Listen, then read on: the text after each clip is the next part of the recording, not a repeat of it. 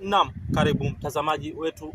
Kifika basi ni saa 1 jioni, tunakuletea mada yetu. Taarifa za jioni ni kwamba msongamano wa mawazo umeshuhudiwa katika maeneo tofauti nchini, na hivyo basi kusababisha kukawa na jam, kwa sababu mikate pia ilikuwa kidogo, na vile vile basi watazamaji walikuwa wamekosa fursa hiyo ya kumuona mchungaji wao Rais Ruto, naye alikuwa hapo akiwapa zawadi wanafunzi. Shule nazo zimekuwa hapo, pia magorofa yameshuhudiwa. Hivyo basi kila mmoja atajiangalilia na kujishughulikia. Amen. Sasa taarifa zetu zipo awali, basi na kuomba mtazamaji usikuwe mwenye subra sana na kwenye kufuatilia. Hivyo basi tutakuletea mengi zaidi ikiwa ni mwendo ule wa saa 8 asubuhi, jioni, mchana. Hivi sasa ni saa ngapi?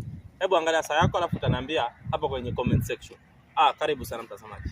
Nimefurahi sana. Asante sana.